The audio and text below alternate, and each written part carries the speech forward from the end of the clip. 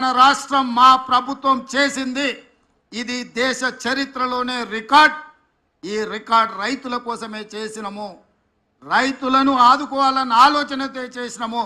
ఇవాళ మేము రుణమాఫీ చేసినామంటే ఎన్నికలు లేవు, మేము ఓట్లు అడగడం లేదు. ఎన్నికలు ఉన్నప్పుడు ఓట్లు అడిగినప్పుడు రాజకీయ పార్టీలు ఇట్లాంటి నిర్ణయాలు చేస్తాయి తప్ప రాజకీయ ప్రయోజనం లేకుండా రైతు ప్రయోజనం కోసం ఎప్పుడు జరగలే.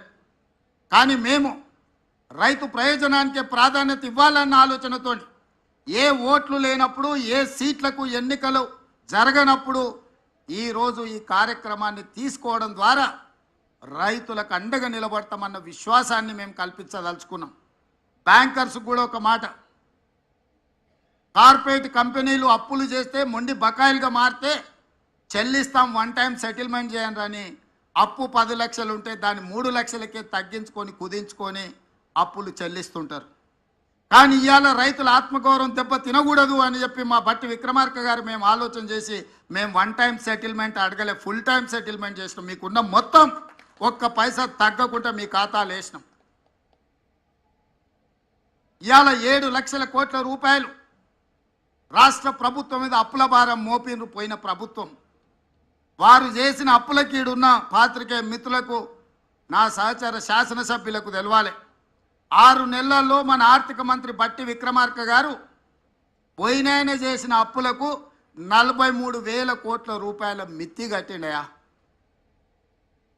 ఆయన చేసిపోయిన అప్పులకు తెలంగాణ రాష్ట్రాన్ని ఆయన తాకట్టు పెడితే ఆ తాకట్టును ఇడిపించడానికి ఈరోజు 6 నెలలలో బట్టి విక్రమార్క గారు పెన్షన్లు ఇచ్చిండు, ఫీజు రియంబర్స్మెంట్ చేసిండు, ఆర్టీసీ బస్సు ఆడబిడ్డలకు ఉచిత ప్రయాణం ఇచ్చిండు, రాజీవ్ ఆరోగ్యశ్రీ అమలు చేసిండు, 200 యూనిట్లు ఉచిత కరెంటు అందుబాటులోకి తీసుకొచ్చిండు, ఇందిరమ్మ ఇండ్లు కట్టడానికి అనుమతులు ఇచ్చిండు.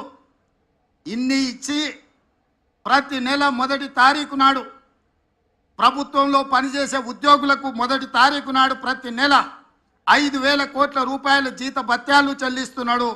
ప్రభుత్వానికి పనిచేసి రిటైర్ అయిన ఉద్యోగస్తులకు పెన్షన్లు 1వ తారీఖు నాడు చెల్లిస్తున్నాడు.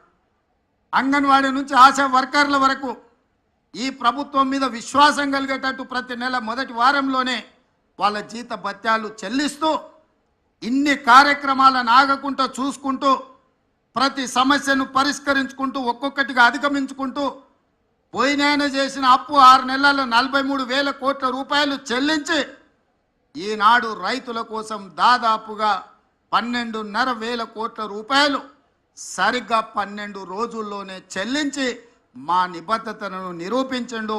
మా ఆర్థిక మంత్రి గారిని, వారికి సహకరిస్తున్న వారి సిబ్బందిని మనస్ఫూర్తిగా నేను అభినందిస్తున్నా. వారందరూ సహకరించడం వల్లనే ఇంత గొప్ప కార్యక్రమం చేసే అవకాశం నాకు దక్కింది. అందుకే మిత్రులారా, ఇది ఒక గొప్ప కార్యక్రమం, జీవితకాలం మనకు గుర్తుండిపోయే ఒక తీపి జ్ఞాపకం. రైతాంగం ఆత్మగౌరవంతో తలెత్తుకునే కార్యక్రమం ఇది. అందుకే ఈ కార్యక్రమంలో పాల్గొన్న మీ అందరికీ, ఇక్కడికి వచ్చి ఇంత మంచి కార్యక్రమంలో పాల్గొని మమ్మల్ని ఆశీర్వదించినందుకు, అండగా నిలబడ్డందుకు మీకందరికీ మనస్ఫూర్తిగా కృతజ్ఞతలు తెలియజేస్తూ సెలవు తీసుకుంటున్న మిత్రులారా.